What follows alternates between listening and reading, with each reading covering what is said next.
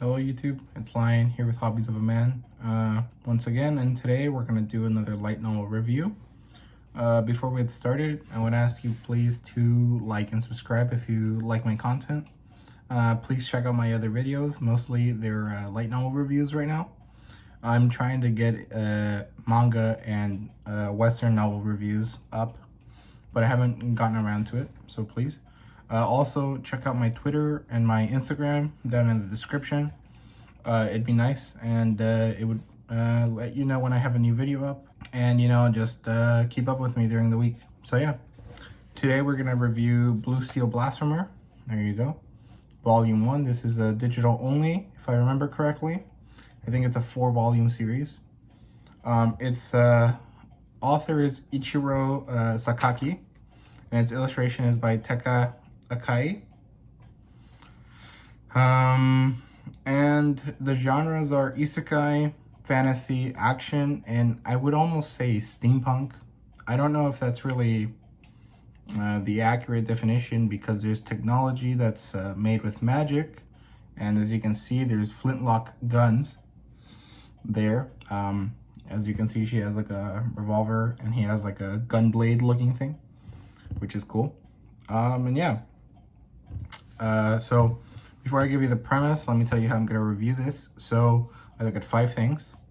I look at plot, characterization, world building, art, and fan service. The first 3 are what I base my review and rating on, and the other 2 are purely for the enjoyment of them, and for the sake of people watching my reviews. The art is mostly entirely subjective, actually. And the fan service is maybe a warning for people that don't like fan service. That's that. The premise here is that there's this guy who's really cares about his sister, and then there's this situation that happens, and he dies in a horrible fire, essentially trying to save her, but he doesn't, and he wakes up in this new world. And apparently there's alchemy, and there's gods and stuff in this new world, and yeah, it's a Dark Ages type of situation, maybe something closer to the Renaissance, but not really. Maybe medieval times.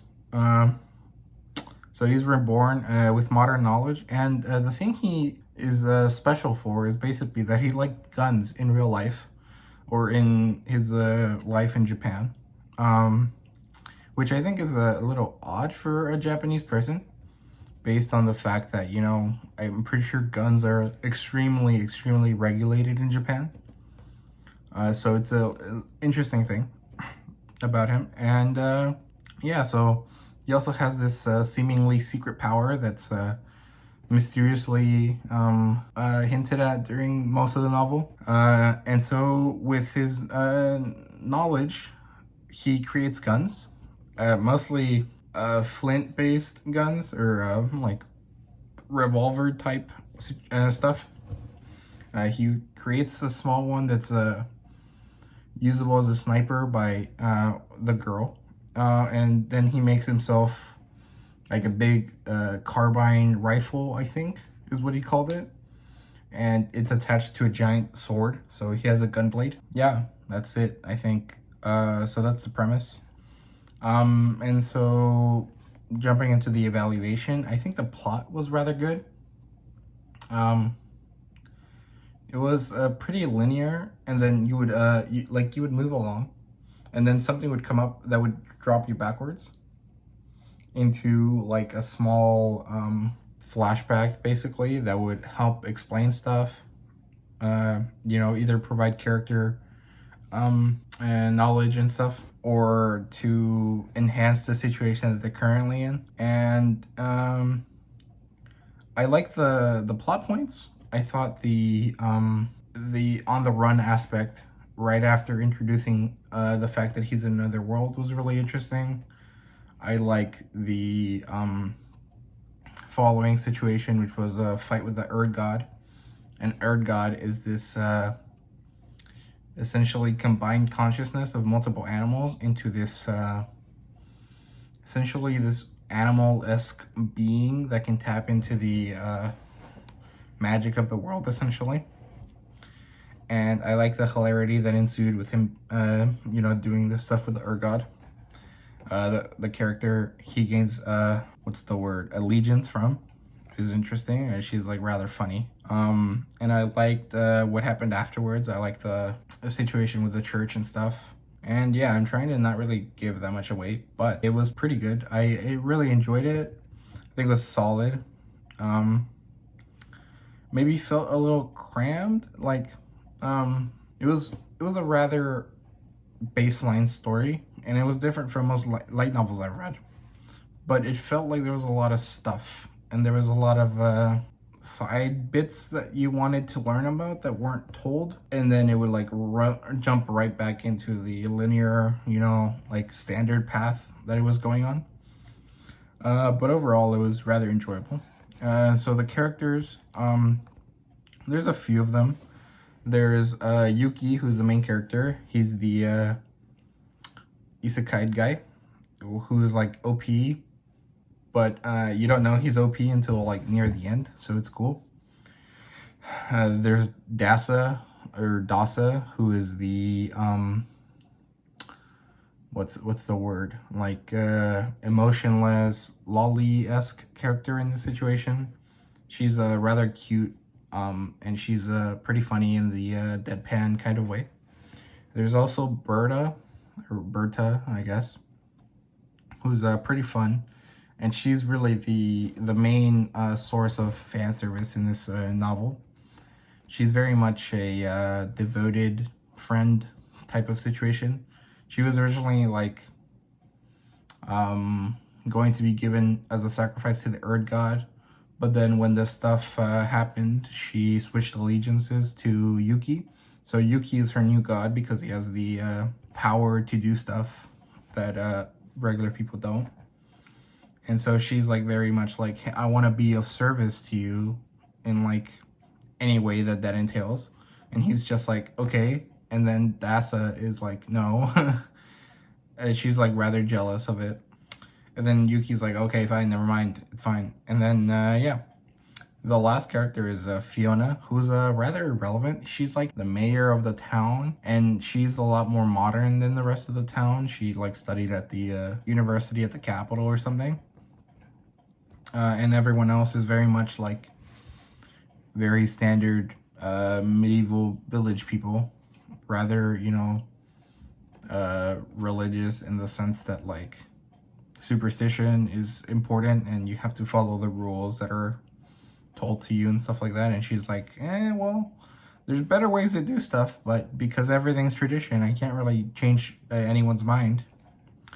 But she's rather irrelevant to the overall plot of the story.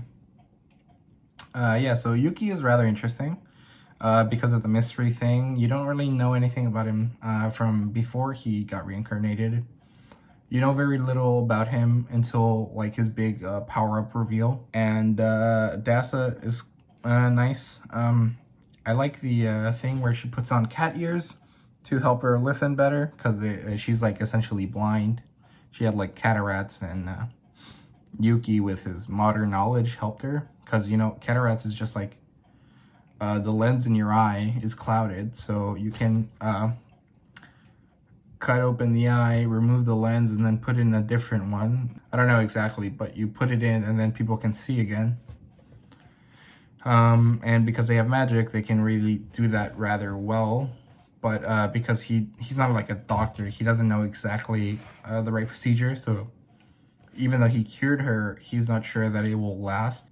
So she's essentially rather blind, and I think she wears like these little goggles, or like big primitive-esque glasses.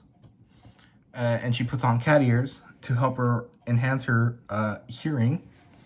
And that helps her be his like sniper support from far away, because she can hear a lot.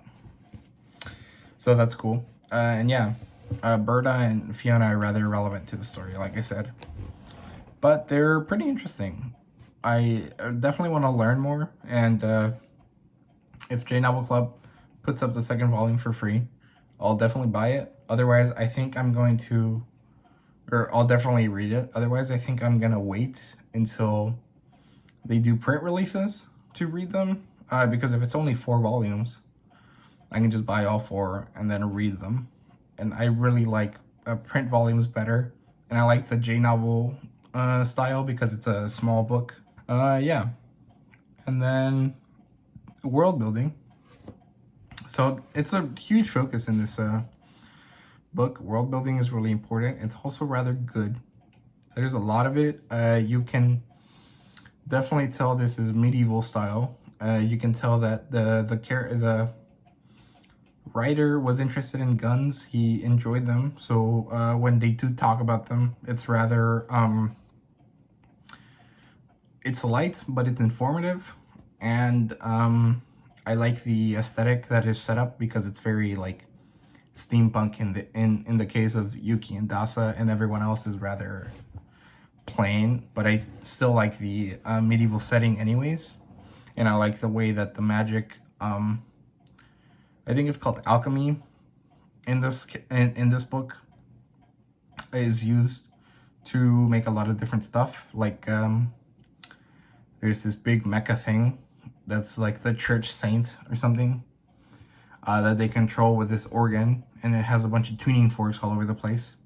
And the tuning forks with the organ are able to move this thing called sacred oil, I think, which is like this red blood essentially that goes along the mecha robot. And so they can move it, and then the robot moves because the stuff inside him moves. And so he fights like a mecha, or like a robot, and it's really cool because it's magic based. What else is there? There's a lot of focus on religion. It's not exactly pagan versus monotheistic, but it's as close as you can get to that without it being rather problematic. It's really interesting, and I want to learn more about it. And I like the comparisons Yuki does between this world and his world. And I enjoy the guns are like the whole point of view that he has, that's like, because he has guns, he's able to overpower everyone without really having to try, because, you know, medieval armor is not going to be able to fight against, you know, 22 caliber bullets and stuff like that. Or, well, 45 caliber, I think, is what they're using. I can't remember, but you get the point. Guns beat medieval armor any day of the week. And yeah, I like the power-up that Yuki has at the end. He's the Bluesteel Blasphemer because he's this essentially man-made, alchemy-based angel thing who, when he powers up properly, dons this like blue steel armor over himself that gives him wings. So he kind of looks like a Megazord kind of, but like small. It's rather interesting. I really liked the imagery, although the drawings that showed that imagery weren't that easy to understand. I guess it's kind of a spoiler, so sorry. And yeah, so that's it for the review section. The art here, I really like the colored illustrations. I like the like I said, the steampunk aesthetic there. You see that's Dasa with her cat ears. I don't know if that's the Ergod. I think that is the Ergod. That's Berta over there. As you can see, she's wearing like lingerie essentially. So here's another picture. That's Fiona and Dasa again. Like I said, the art here, the colored illustrations are rather beautiful. I really like the muted grays and browns and the metallic accenting. There you go. That's like a slightly racy scene. Let me show you the art where it's not colored. See, this one's rather good, but as you can see, it has a rather sketchy feel to it. This one's rather clear. This one is as well. I like that one. This would be a pretty cool anime, I think. I don't know if they have one yet. They might. This one's also good. But there's a few of these that are not that great. Well, I guess I was wrong. Most of these are rather good. Here's the one where he's fighting the mecha. This one's pretty awesome. But I think the one that follows this is the one I don't like. Yeah, see? What the heck? It's all black. I can barely tell what's going on. He kind of looks like Zed from Power Rangers. And yeah, well, I guess I was wrong and I was remembering incorrectly. So I guess these are actually rather good. I did like them. But yeah, I didn't love the sketchy feeling that some of these had. But in general, I thought they were rather good. I could have sworn there was one that I really, really disliked, and I just can't seem to find it. Let me see if I can get it. Well, I don't know. I guess I was wrong. So yeah, that's it with the art. The fan service, there's some. Mostly it's just Yuki describing the way people are dressed, or you know how big her boobs are or something like that. But there are a few scenes that are maybe rather racy for some people. It's like a bathtub scene, and then there's an illustration for it, which is rather good. I really liked it, but some people would not. So yeah, it's rather minimal, but it's there. So yeah, and yeah, that's it. My rating here is a 4.5, or a 9 out of 10. And yeah, I definitely want to pick up the next volume, but like I said, I prefer physical copies, so I'll probably wait because I have way more light novels that I have to read anyways, that I want to read anyways. So yeah, I recommend that you guys read this book. I think it was immensely surprising. If you're not exactly sure about it, just give it a try. I think you would probably like it. And I can't think of any similar titles at all. Like maybe other types of flintlock fantasy, but I don't think this really counts as that. Something like maybe Aeronaut's Windlass by Jim Butcher, or what's that one called? The one by Brian McClellan. It's like the French Revolution one, but it's magic. And that's really the closest things I can think of. And the only reason why they are close or related is because they have guns or have the steampunk feel. So yeah.